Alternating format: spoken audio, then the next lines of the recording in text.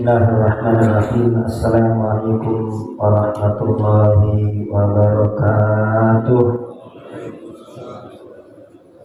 Alhamdulillah, wassalatu wassalamu ala rasulillah Sayyidina Muhammad ibni Abdillah wa ala alihi wa sahbihi wa man walah, wa la hawla wa la quwata illa billahil aliyyil azim.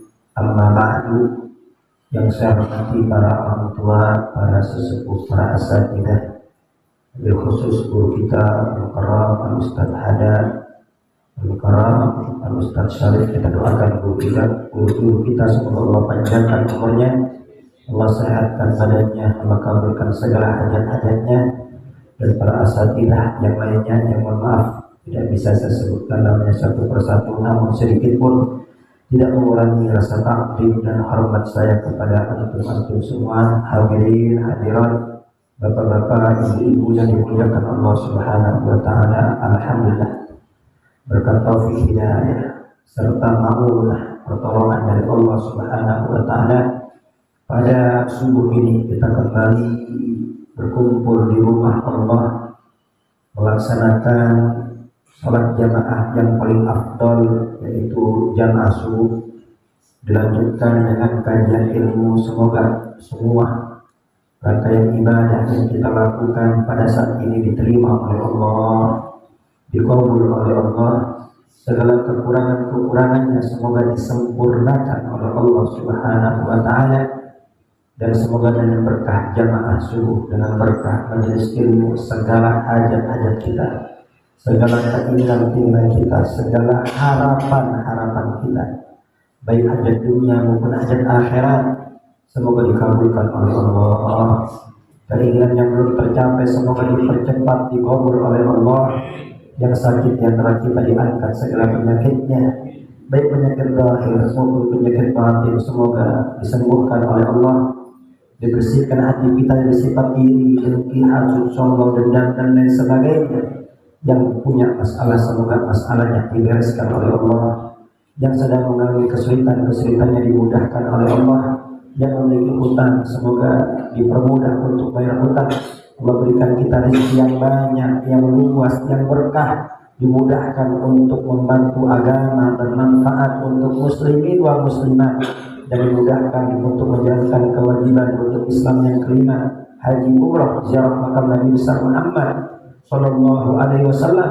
Kita minta kepada Allah semoga putra putri kita, anak-anak keturunan kita, semoga dijadikan anak yang soleh was solehah, menjadi orang-orang yang berilmu, menjadi orang-orang ahlus sujud, ahlul dzikir, ahlul ilm, orang-orang yang takut kepada Allah Subhanahu wa taala, dapat menjadi anak-anak yang membanggakan kita semua baik di dunia maupun di akhirat. Yang belum ibadah di antara keluarga kita, saudara-saudara kita, semoga dimudahkan untuk ibadah. Yang belum menutup aurat dimudahkan untuk menutup aurat, dijauhkan daripada pergaulan-pergaulan yang tidak baik. Dan besar harapan kita semoga duduknya kita pada subuh ini dicatat oleh Allah sebagai amal soleh yang memudahkan kita untuk masuk ke dalam surga. Amin, Allahumma amin. Sebelum kita mulai taklim kita, terlebih dahulu kita baca Al-Fatihah untuk muallif kitab dan untuk guru-guru kita yang sudah mendahului kita. Al-Fatihah dari Imam Ibnu Hajar Al-Asqalani, Syekh Ali bin Abbas Al-Maliki, Syekh Sulaiman Nuri, wal Habib Abdullah bin Al-Haddad bin Umar bin Khattab Al-Marsih Al-Salim, wa Jamil Auliya wal Qurban Amjad wal Awtan Sulaiman bin Ahmad bin Asad-Fatak bin Muhammad bin Ahmad bin Asad-Fatak wa Birudina ala bin Hamid Nabi Mustahil Al-Salim bin Auliya fi hadal balad wa jami'il masyayikh bil jannah sembilan wa abaihi wa ikhwani al-anbiya muslim nahrat Nabi Muhammadin sallallahu alaihi Fatihah.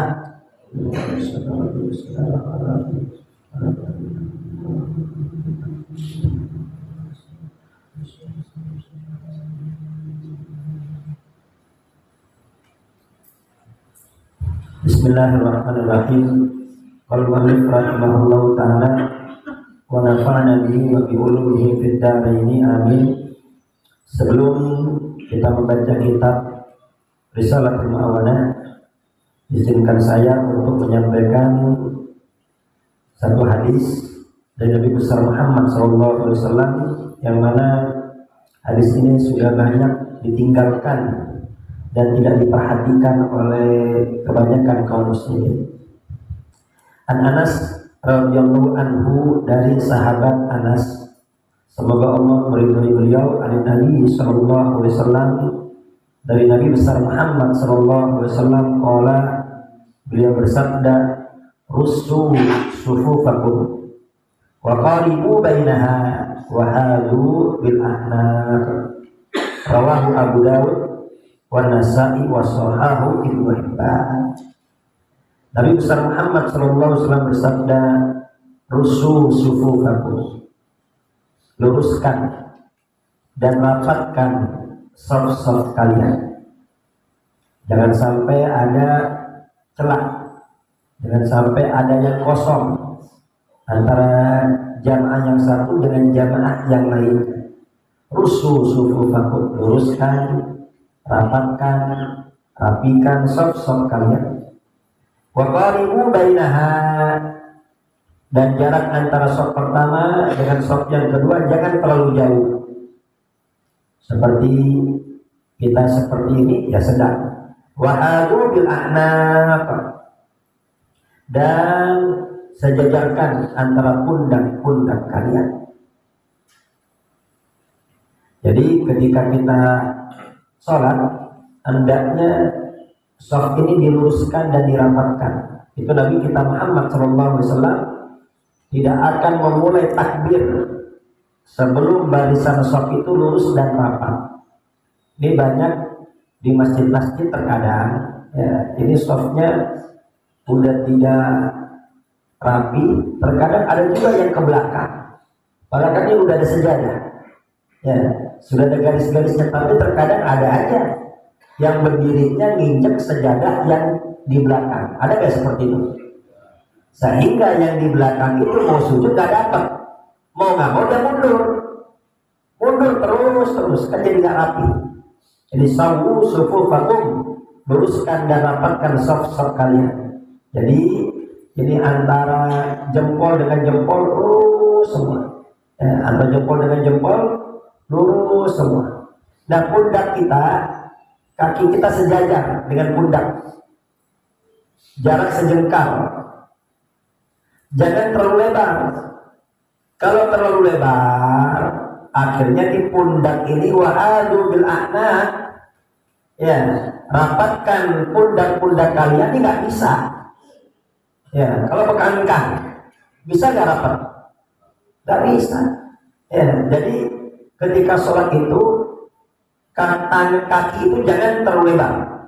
Ya, sholat kaki terlalu lebar cuma ada di Indonesia. Jadi kalau yang pernah umroh ke Mekah, ya semua tahu, semua imam-imam di sana itu sholatnya tidak ada yang berangkat. Ini sangat aneh sekarang. Ya, ada aja yang sholat kadang nyari kaki, ya, kaki kita diinjek-injek itu, kita udah geser dikejar lagi. Nah, itu gak ada hadisnya seperti itu. Jadi yang diajarkan Nabi besar Muhammad, ini kaki kita sejajar, cukup sejengkal saja, ya, cukup sejengkal, pokoknya sejajar sama pundak kita, jangan terlalu lebar. Kalau terlalu lebar di pundak kita nggak bisa rapat. Sawu sufufakum, luruskan dan rapatkan saf-saf kalian. Kenapa? Dikarenakan yakuna taqarrubal asba' sababan bitaqarrubil arwahi wa ta'alufiha.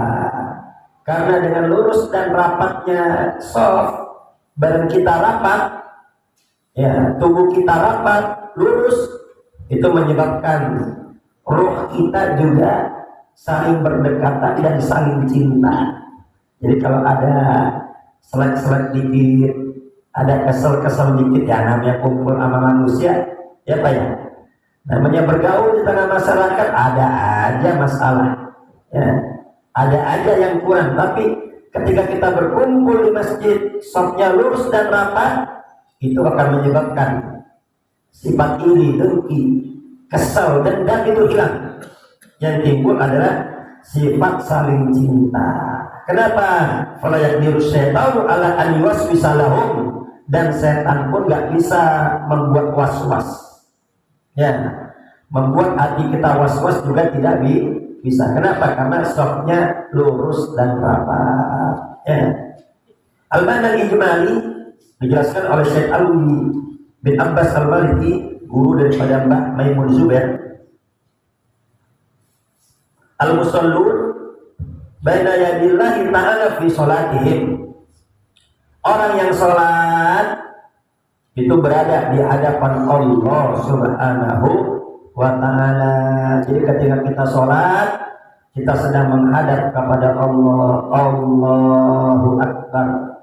Hanya Allah zat yang maha besar. Yang paling penting bukan pekerjaan kita. Yang paling penting bukan bisnis kita. Yang paling penting bukan kemauan kita. Yang paling penting bukan kegiatan kita.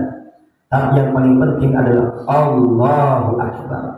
Apabila sudah tiba waktu sholat, maka tidak ada yang lebih penting, tidak ada yang lebih besar kecuali takbir Allahu Akbar. Hanya Allah yang maha besar. Maka itu ketika kita sholat, ya urusan kerjaan, urusan bisnis, urusan rumah, urusan kegiatan-kegiatan kita buang dulu, hilangkan dulu. Ya, ketika kita takbir Allahu Akbar, tapi kita masih mikirin kerjaan kita, masih mikirin pekerjaan rumah kita, masih mikirin kegiatan-kegiatan kita, apa kata Allah? Bohong.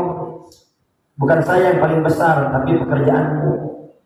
Allahu Akbar, bohong. Bukan saya yang paling besar, tapi yang paling besar adalah keluarga. Ya. Jadi ketika kita sholat, kita sedang berada di hadapan Allah Subhanahu wa ta'ala. Kan sempat heboh, itu ada Habib yang mi'raj sehari 70 kali. Nah, ini heboh akhirnya. Ini sekarang ini zamannya orang mudah mencari-cari kesalahan orang. Hati-hati. Ya, hati-hati deh, jangan sampai amalan kita yang sedikit, ibadah kita yang pas-pasan, sholat pas-pasan, puasa pas-pasan, zikir pas-pasan, jadi angus semua dikarenakan ngorek-ngorek kesalahan orang. Terlebih lagi ini kesalahan ulama dan kesalahan habaib. Hati-hati. Ya, yang namanya manusia, selama dia bukan nabi, bukan rasul, pasti gak luput dari salah dan hilang. Yang namanya manusia, dicari-cari salahnya mah ya ketemu aja. Apa manusia itu? Ya manusia itu tempatnya salah. Dia mau posisi bagaimanapun tetap salah. Ya, khatibnya masih muda misalnya. Ya, duduk di atas mimbar. Gitu gimana sih masih muda duduk di atas? Orang tua semua ada di bawah. Tapi kalau dia duduk di bawah, jadi masalah lagi kan? Masalah lagi tuh khatib gimana sih kok gak duduk di atas? Jadi manusia itu benernya aja itu masih ada celah potensi untuk disebut salah. Hati-hati. Jangan pernah kita ngorek-ngorek kesalahan orang. Maka tubah liman syaghalahu aibuhu an uyubin nas. Beruntunglah orang yang sibuk mikirin aib-aibnya, mikirin dosa-dosanya, sehingga gak ada waktu lagi untuk mikirin kekurangan orang lain. Hati-hati nih. Nah, padahal Nabi besar Muhammad pernah bersabda, as-salat mi'rajul mu'min. Salat itu adalah mi'rajnya orang beriman. Jadi ketika kita salat, hati kita hudur, salat kita khusyuk, berarti apa? Roh kita sudah mi'raj kepada Allah Subhanahu wa ta'ala. Makanya ketika Nabi besar Muhammad Isra wal Mi'raj berjumpa dengan Allah, yang keluar dari lisan Nabi adalah at-tahiyyatul mubarakatus shalawatut thayyibatu lillah. Salam penghormatan, keberkahan, rahmat hanya milik Allah. Dibalas oleh Allah. Assalamu alayka ayyuhan nabiyyu wa rahmatullahi wa barakatuh. Semoga keselamatan, rahmat untuk engkau wahai Nabi besar Muhammad sallallahu alaihi wasallam. Nabi besar Muhammad sudah berada di tempat yang mulia, sudah berada di tempat yang istimewa, sudah berhadapan dengan Allah, masih ingat sama kita? Bayangin. Coba kalau kita, ya, kalau lagi enak, kira-kira masih ingat tuh teman-teman?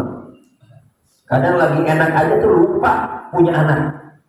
Misalnya ketemu janda cakep, di mana? Di pelosok kampung, ya, bilang itu lupa sama anak bini tuh. Ini Nabi besar Muhammad, posisi enak, ya, posisi istimewa, masih ingat sama kita umatnya. Ya Allah, salam tersebut, keselamatan tersebut, keberkahan tersebut jangan hanya untuk aku, tapi apa? Assalamu alaina wa ala ibadillahis shalihin. Keselamatan itu, rahmat tersebut, keberkahan itu juga semoga tercurah bagi kami dan bagi hamba-hamba Allah yang saleh. Salat ini adalah ibadah khusus hanya untuk Allah. Tapi ketika kita salat lillahi ta'ala usolli fardhu subhi rak'ataini mustaqbilal qiblati adaan ma'muman lillahi ta'ala. Salat ini ibadah yang hanya khusus untuk Allah, tapi Allah ngajarin nama kita. Ya, jangan lupa sebut nama Nabi. Kira-kira kalau kita sholat nggak assalamu alayka ayyuhan nabiyyu, siapa tidak sholat kita? Enggak, itu rukun qauli itu. Ya, di sini Allah mau mengajarkan kepada kita cara terima kasih. Kau tidak akan kenal aku, kau tidak akan bisa dekat kepadaku tanpa Nabi besar Muhammad sallallahu alaihi wasallam. La ilaha illallah aila ma'budu bi'atkin fil wujudi illallah. Tidak ada berhak disembah kecuali Allah. Muhammadur Rasulullah. Cara mendekat kepada Allah dengan caranya ibadahnya Nabi besar Muhammad sallallahu alaihi wasallam. Jadi Allah dan Nabi Muhammad gak bisa dipisah. Dan gak sampai di situ. Assalamu alaina wa ala ibadillahis shalihin wa ala ibadillahis shalihin. Jangan lupa sama orang-orang soleh, jangan lupa sama ulama, jangan lupa sama habaib. Kita gak kenal Nabi, kita gak kenal Islam, kita gak kenal agama tanpa adanya orang-orang soleh.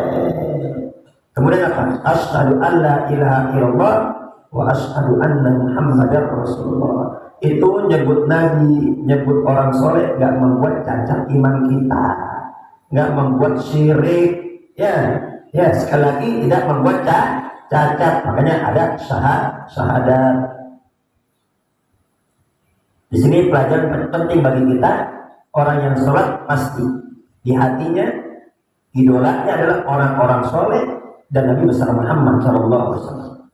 Ya, orang yang sholatnya bagus tidak mungkin mengidolakan pejabat melebihi mengidolakan Nabi dan orang-orang soleh. Ya, kita ini kan punya jagoan masing-masing.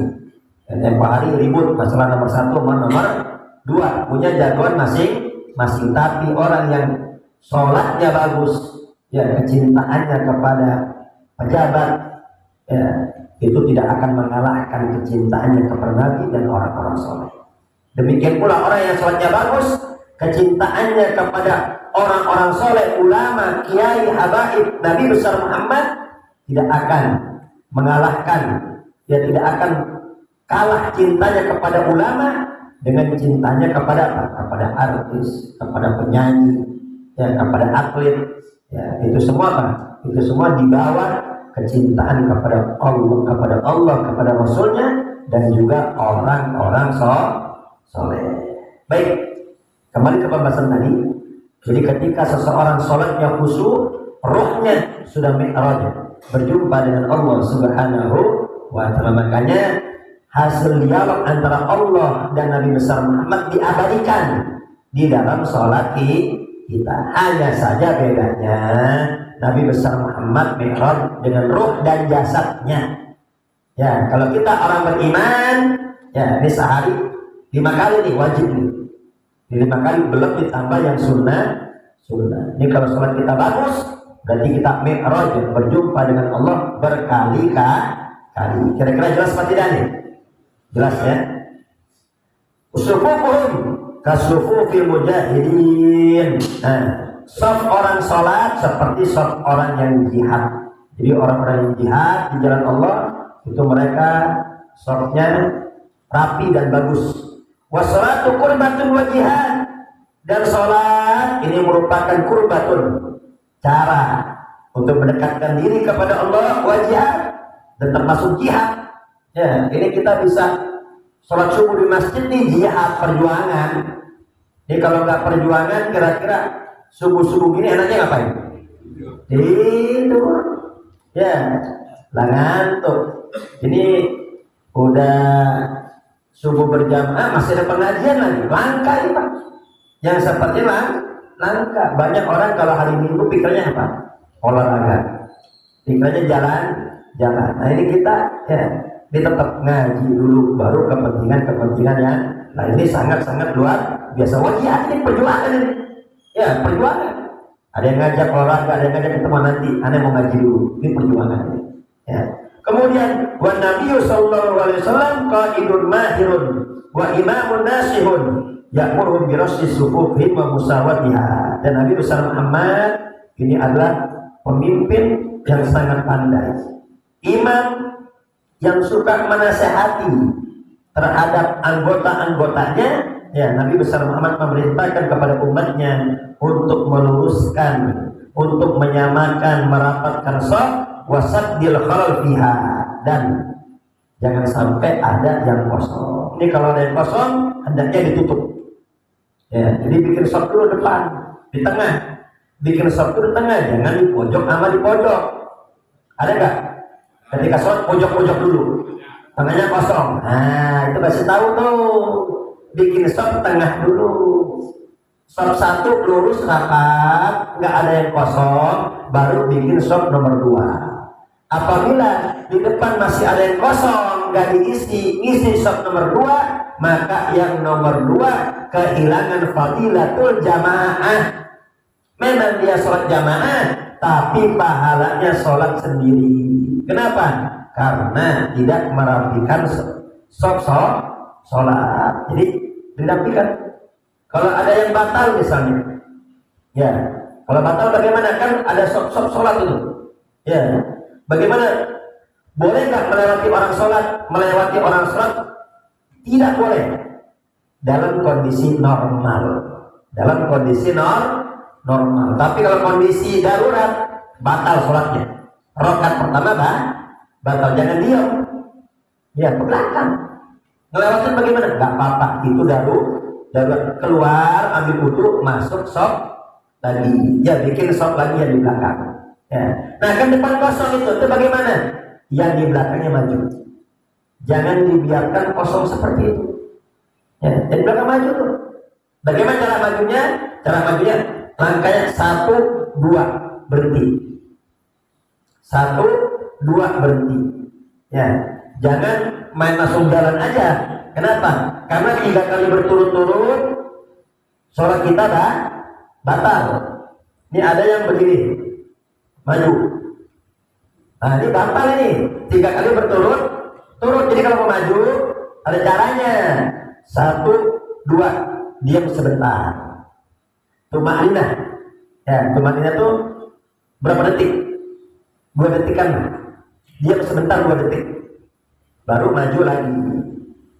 Seperti itu Pak. Ya, kira-kira jelas seperti ini. Jadi ketika di depan kosong, ya, isi. Yang di belakang maju. Ya. Kalau tiba-tiba yang di belakang nggak maju-maju, ya, ini bisa nih. Yang di sini geser ke sini. Ini kosong, geser ke tengah. Berharap yang di sampingnya ngerti.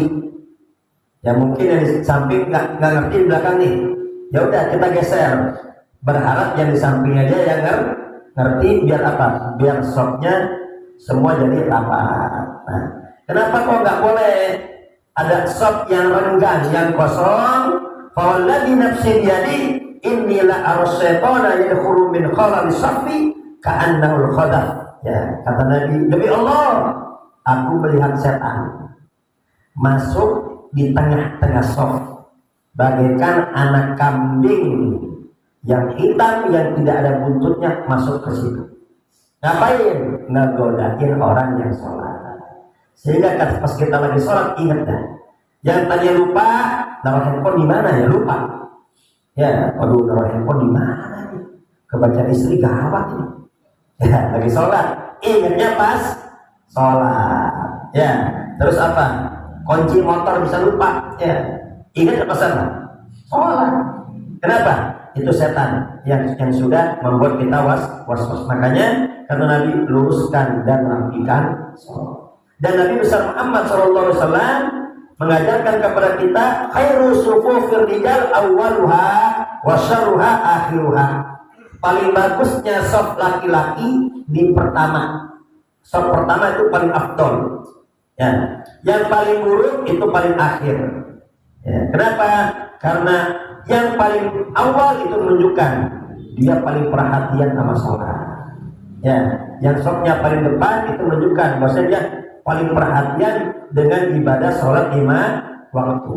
Nah sampai-sampai ya kata Nabi, lau aliman nasu ma fi mil ajr la atauhu walau habwa. Seandainya manusia tahu nih pahala shaf pertama, niscaya mereka akan berebut. Niscaya mereka akan berebut ngapain?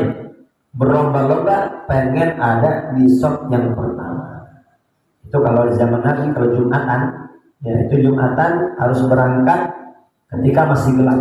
Ya, jadi kebanyakan tuh habis subuh nyambung terus. Ya kayak kita, ya kalau kita mau Jumatan di Mekah, ya itu kalau berangkatnya jam 10 ya susah. Ya berangkat jam 9 aja belum tentu dah dapat. Ya itu harus dari pagi-pagi. Kalau kita mau Jumatan di sana, karena perempuan-perempuan juga ikut Jumatan. Nah ini zaman sahabat-sahabat Nabi itu yang di depan itu rata-rata sahabat-sahabat yang nggak punya kerjaan, nggak punya kesibukan. Akhirnya apa? Mereka dari subuh udah nggak beranjak di shaf depan. Nah, yang punya kerjaan, yang punya bisnis, datangnya agak telat. Ya, ada di shaf kedua. Tapi dia tahu nih, pahala shaf pertama paling gede. Akhirnya apa? Tawar-tawaran itu. Ditawarin tuh, yang shaf pertama. Nanti mundur dah. Dan jangan terlalu kasih ayam, enggak. Kalau ayam mana enggak mau. Enak aja ini pahala gede nih. Ya tawaran tuh. Udah tambah 2 dah, enggak 3. Oke. Baru apa? Jadi tawaran tuh. Ya, sepakat baru mereka mau mundur. Saking apa? Saking berimannya. Ya, bahwasanya shaf pertama itu pahala paling besar. Kenapa kok shaf pertama pahala paling besar? Kan dikarenakan dekat dengan imam. Dikarenakan dekat dengan imam dan juga bukan hanya itu, ya dia jauh daripada wanita, jauh daripada shaf wanita. Kenapa? Karena kalau dekat shaf wanita itu bisa lirak-lirik, lirik. Nah kalau shaf depan kan nggak bisa lirik. Maka itu apa? Shaf depan ini shaf yang paling bagus. Nah diutamakan wal ahaqqu bis-shaffil awal ulul ahlam wan nuha. Ya, yang utamanya yang ada di shaf depan itu ulul ahlam, orang-orang yang udah balik. Ya, shaf depan ini belakang imam, pas belakang imam bagusnya ulul ahlam yang sudah balik, wan nuha yang punya ilmu mengenai imam dan makmum.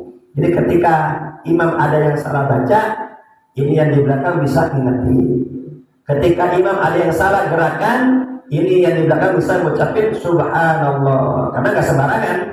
Ya, ini kalau yang di belakang nggak ngerti, ya kayak kemarin, misalnya kunut subuh lupa imamnya, udah terlanjur sujud, ya subhanallah, imamnya terlanjur sujud. Nah kalau yang di belakang ngerti, kan langsung ikut sujud. Tapi kalau di belakang nggak ngerti bagaimana? Subhanallah.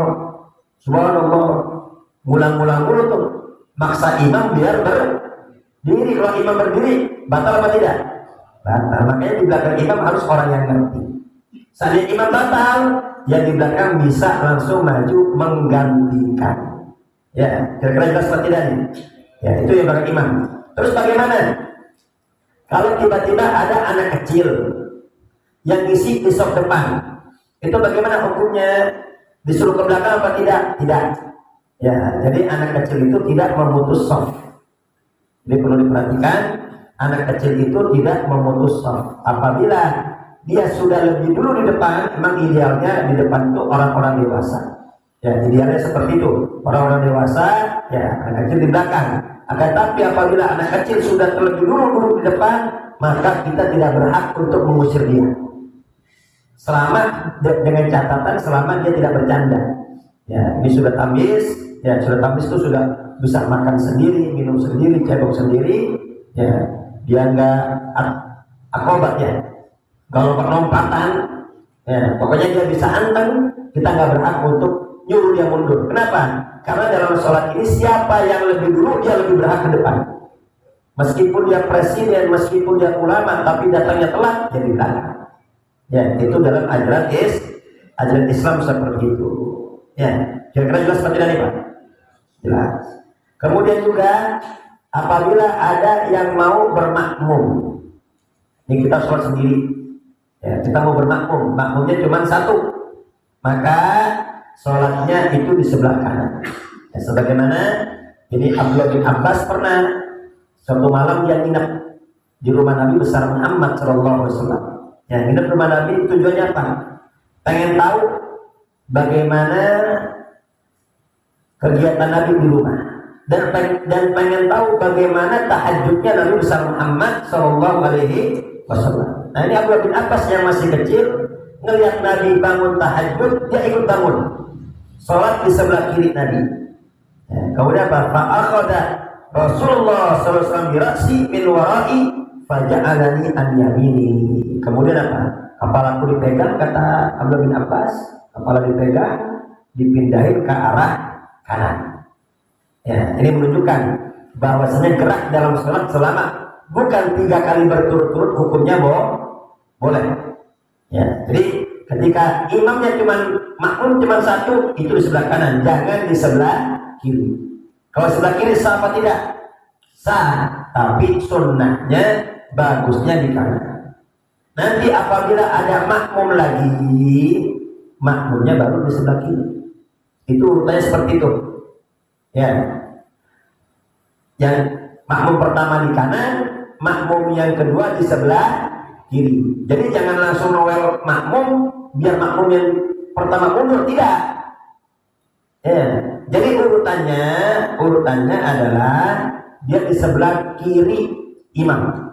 Kanan ada, sebelah kiri. Nanti imamnya yang maju. Seperti itu urutannya. Jadi kalau memungkinkan imam maju, imam yang maju. Ya, terkadang nggak memungkinkan, ada tembok, ada tiang, atau ada jamaah lain, itu nggak memungkinkan imam untuk maju. Kalau imamnya tidak memungkinkan untuk maju, baru makmumnya yang mundur. Kira-kira jelas apa tidak? Ya, jadi aturannya seperti itu. Ya, demikianlah Nabi besar Muhammad SAW mengajarkan kita tata cara sholat. Baik, kita baca kitab Risalatul Mu'awanah. Qala al-mu'allif rahimahullahu ta'ala wa nafa'ana bihi bi ulumihi fid dharaini amin. Faslun. Wa yanbaghi an yakuna laka wirdun min dzikrillah ta'ala. Ya, hendaknya engkau punya wiritan.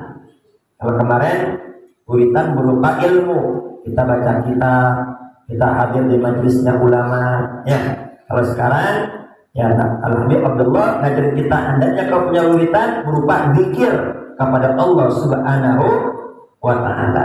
Ya, ta'udhu bi waqtin atau ta'suru bi adadin, yang mana waktunya sudah kita tentukan. Ya, ini kita semua punya waktu sama 24 jam. Nah, dengan waktu 24 jam tersebut, ya ada orang yang menggunakan banyak zikir, ada juga orang yang gak zikir sama sekali. Nah, jadi kita atur waktunya, kapan kita sempatnya kita pakai untuk zikir. Ya. Kemudian juga tahsuru bi adadin, kita tentukan. Jadi kita zikir mau berapa banyak? Mau baca tasbih berapa ratus? Mau baca la haula wala quwata illa billah berapa ratus? Mau baca istighfar berapa ratus? Mau baca salawat berapa ratus atau berapa ribu? Hendaknya kita tentukan. Wa hina idzin fala ba'sa bisubhati lidabtil adadi, dan enggak masalah kita menggunakan tasbih untuk menghitung jumlah zikir kita. Nah, sebagaimana Sayyidah Aisyah radhiyallahu anha, ya, itu pernah Nabi besar Muhammad sallallahu alaihi wasallam melihat Sayyidah Aisyah itu sedang memindahkan biji korma. Ya, ada biji korma, ada batu. Ya, ditanya oleh Nabi, itu kenapa? Ada apa kau memindah-mindahkan biji korma atau batu apa? Ini menghitung zikir-zikir kepada Allah Subhanahu wa Ta'ala. Kalau sekarang kan udah enak tuh, dijadikan tasbih. Nah, seperti tidak mengapa. Ya. Jadi itu jumlah istighfar, jumlah salawat, jumlah la haula wala quwata illa billah kita tentukan untuk apa? Untuk mengukur tingkat keistiqomahan kita. Ya, bukan buat apa-apa tuh. Ya, untuk mengukur tingkat keistiqomahan kita. Jadi kita mau sholat berapa ribu? Oh, saya sehari mau sholat 1000 kali. Nah, istighfar 1000 kali, misal contoh. Ya, hendaknya itu jangan kita tinggalkan, baik kita sibuk maupun tidak sibuk, baik kita sehat maupun tidak sehat. Ya, hendaknya tuh pikiran nggak kita tinggalkan. Jadi afdal amal adwamuha wa in qalla. Paling afdalnya amal itu yang dawam, meskipun sedikit. Jadi kita ukur dengan kemampuan kita. Kira-kira kita istiqomahnya berapa? Kalau istiqomahnya 100, sudah 100 dulu deh. Istiqomah 500. Nanti kalau udah sebulan, ya rutin, nanti zikir kita bisa kita tambah lagi. Jadi ya ini manusia harus ada zikirnya, ya terutama laki-laki. Jangan sampai laki-laki kosong dari zikir. Ya, itu Nabi besar Muhammad SAW pernah bersabda, aku heran sama orang yang sumpah. Kok bisa disumpah padahal barang siapa yang membaca la haula wala quwata illa billahil aliyyil azim, itu segala kesumpahannya akan dihilangkan oleh Allah Subhanahu wa Ta'ala. Ya. Kemudian juga Nabi besar bersabda, man qala subhanallah wa bihamdihi subhanallahil azim burisat lahu nahlatul fil jannah. Barang siapa yang membaca subhanallah wa bihamdihi subhanallahil azim, maka akan ditanamin satu pohon kurma di surga. Itu satu, subhanallah wa bihamdihi subhanallahil azim, satu pohon kurma. Ya. Baca 100 berarti 100 pohon kurma. Ya, itu sehari. Kalau seminggu berarti berapa sih? Udah punya 700 pohon kurma. 700 kira-kira lahan semana, Pak? Punya kebun kita. Ya, kita punya kebun hektaran itu. Jadi sebetulnya tiap hari kita udah kehilangan kebun itu. Ya, kita kehilangan pulsa, baru isi gocap, tiba-tiba kesedot, sedih. Ya, duit jatuh, keluarin handphone, ternyata ada duitnya, cepet, ikut jatuh, gak terasa, sedih, sumpah. Tapi kita apa? Ini tiap hari kita kehilangan tanah, kehilangan kebun. Tapi kita biasa saja. Kata Nabi, barang siapa yang baca subhanallah bihamdihi subhanallahil azim, satu pohon kurma. 50 kali 50 pohon kurma. 1000 berarti 1000 pohon kurma. Kaya itu. Ya. Di sini udah berapa miliar kalau beli tanah ratusan pohon kurma. Ya, udah miliaran itu. Ya Allah. Kemudian juga Nabi besar bersabda, man nazimal istighfar ja'alallahu min kulli hammin faraja min kulli dhikin makhraja wa razaqahu Allah min haitsu la yahtasib. Barang siapa yang senantiasa istighfar, ja'alallahu min kulli hammin faraja, kesumpahannya akan dilapangkan oleh Allah. Min kulli dhikin makhraja, masalahnya akan dibereskan oleh Allah. Dan enggak sampai di situ, wa razaqahu Allah min haitsu la yahtasib, akan Allah kasih rezeki dari segi yang tidak disangka-sangka. Kalau rezeki yang tidak disangka-sangka ini biasanya lebih besar dibanding rezeki yang sudah kita takar. Ya, rezeki nomplok namanya itu. Ya, jadi semakin banyak seseorang istighfar, maka semakin tenang hidupnya.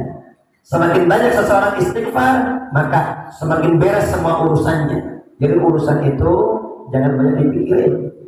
Banyak dipikirin stres. Sekarang banyak gak orang yang stres? Banyak. Ya, itu rumah sakit gangguan jiwa tuh banyak itu. Ya, bahkan anak-anak muda tuh banyak yang stres sekarang. Kenapa? Ya, masalah kehidupan. Makanya zikir ini penting. Biar apa? Biar tidak stres. Zikir ini obat. Maka sangat aneh kalau ada orang Islam stres. Kenapa? Karena obatnya banyak. Ada sholawat, ada istighfar, ada tasbih, ya, ada Quran. Kok bisa stres? Kenapa? Karena tidak minum obat.